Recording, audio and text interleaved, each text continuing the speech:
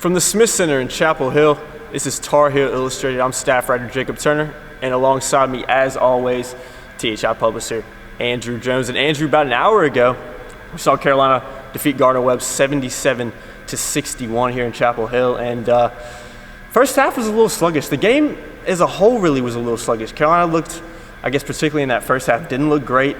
Started to do a little bit better things in the second half, and that's why they ended up pulling away and eventually winning by 16. But Carolina tonight didn't play great. Looked low on energy. Looked at times like they, just weren't even really interested in the game, but still came out victorious. I think that probably had a little bit to do with Carolina's talent level being above Gardner-Webb. But, Carolina tonight, a little bit like you, AJ, a little sluggish. You performed well tonight, but, coming from Pittsburgh yesterday and now you're covering, you've been up for about 24 hours now, it seems like.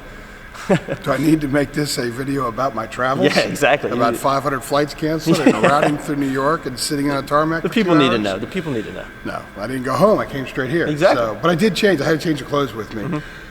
I think I was a little sharper than the Tar Heels because I only had a few typos on Twitter tonight. So that's not bad. That's pretty good for AJ. Good performance, yeah. 9 points at the midpoint of the first half is not Carolina basketball against any opponent. And against Gardner-Webb, it clearly is unacceptable. Andrew Platek hit on that a couple of times. The guys know. After the game, talked to the guys. They know what was up. Roy came in, didn't even have an opening statement. He just said, I'll take the questions. And there were a couple of questions about Armando, and I finally got to, what displeased you the most? And he said, because Steve Kirshner, to preface, Steve Kirshner came in and said, hey, it's a late, quick press conference. So when I asked Roy, what displeased you the most? He said, Steve said it's going to be a quick press conference, so we can actually identify all those boxes.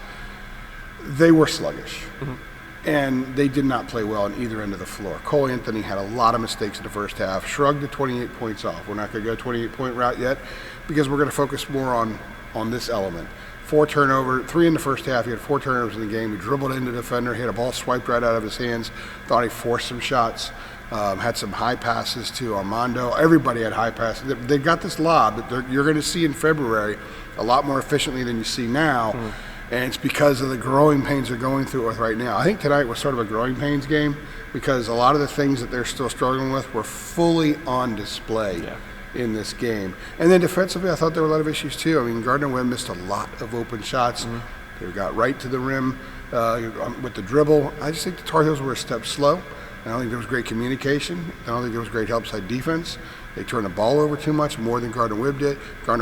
And for a long stretch of the game, they weren't exactly dominating on the glass either. But they still got the win. They're 3-0, and they understand what they didn't do well. Sometimes you ask an open-ended question after a game to a player just to kind of see what first comes to their mind.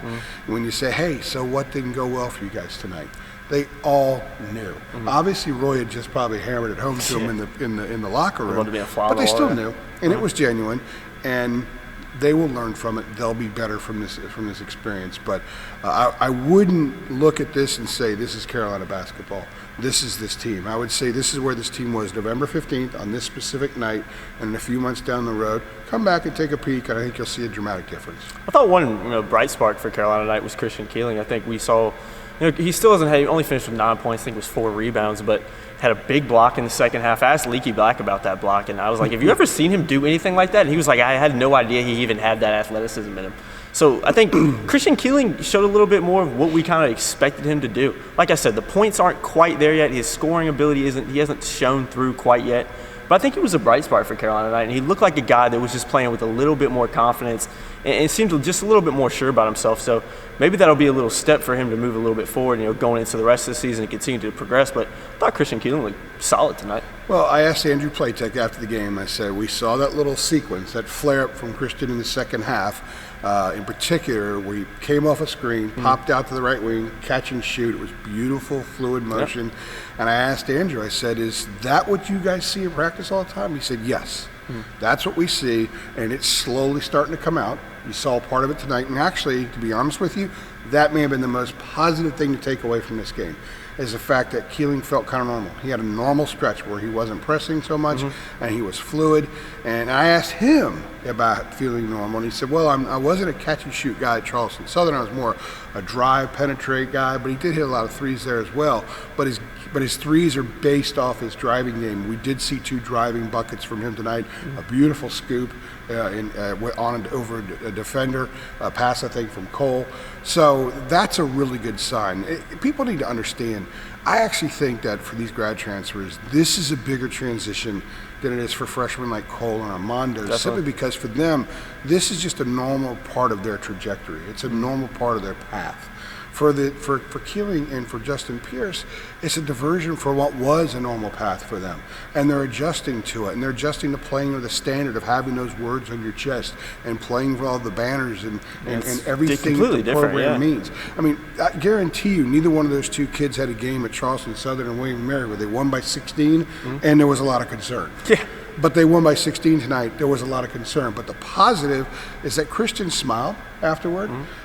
He was wearing, by the way, for all you hockey fans, a Steven Stamkos Tampa Bay Lightning sweater. I see that too often. Very impressive. I told him I've never seen a Lightning gear in a post-game press conference here before, so there was a first. But I think the smiles, the fact that he was very open about some of his struggles, maybe pressing a little bit, this is step one. They play Wednesday night again. Maybe that's step two. And then you go to the Bahamas. He gets 3 games in, I think, 3 days. So he'll have an opportunity to really keep this thing going. Remember, it's November 15th.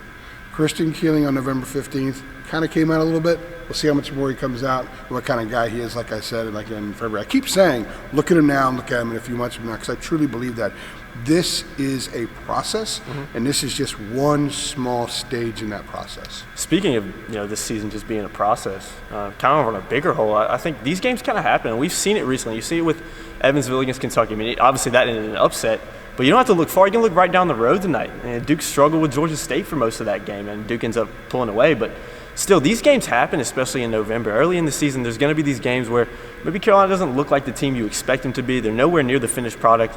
If you think they're nowhere near if you think they're close to the finished product, just go watch Roy Williams' press conference, because he'll tell you they're not even just close. Watch them. Yeah, literally, you can tell. So these games are going to happen, but still, Carolina finds a way to win by 16. Like I mentioned earlier, I think that has a lot to do with just the talent gap in between. And that's no disrespect to Gardner-Webb, but I mean there is a big talent gap in between Carolina players and Gardner-Webb players. But these games are going to happen.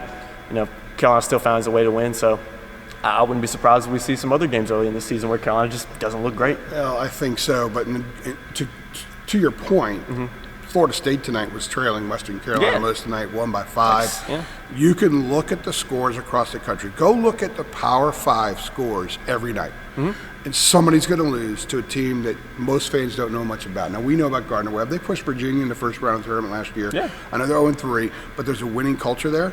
So those kids came out and competed. They got they had a couple of nice players. So they gave it their all. Carolina didn't match their intensity other than a few stretches in the second half, and that's why their talent, their gifts ended up prevailing. This stuff happens. It's part of early season basketball. It's one of the reasons why I love early season basketball, because teams like Carolina, Cole Anthony probably never heard of Gardner-Webb until a couple weeks ago. So for him to go into a game like this after putting up 34 against Notre Dame, going for 20 and 11 or whatever it was at UNCW last week, he's got to get charged up to play this team. And it's a good lesson for him. It's a good lesson for Baycott, because they realize that, these clubs can play. These dudes can play on these other teams. Quick story. I was covering a New Hampshire-NC State game about 14 years ago, okay? Sitting courtside at PNC Arena, and someone sitting next to me, a member of the media, is like, right before the game starts, says, "Man, this sucks. I can't believe we're here watching New Hampshire and NC State." Now, I've told you this story before. And I said, dude, these guys in New Hampshire could play. Yeah. They're not NC State guys, but they could play. And New Hampshire gave them a game for a while, and it was clear watching them up close they can play. There are a lot of basketball players all over the place. And one of the things you need to learn when you're a freshman playing for a blue blood like this is that everyone's gunning for you, and they're all capable of beating you. If you're not on, and you're not, and you're sluggish, and they're playing well, and they're charged up, and I think that was part of the lesson tonight. Yeah. I dropped a Duke reference. You dropped a State reference tonight, so we'll probably have some angry people in the comments tonight. Subscribers as we speak right now. But that's okay, because you guys know where I stand on all this. Exactly. For TarHeelIllustrated.com, I'm Jacob Turner. He's Andrew Jones. Thanks for watching. Be sure to like, comment, subscribe, share this video if you enjoy, and see you next time. Thanks, guys.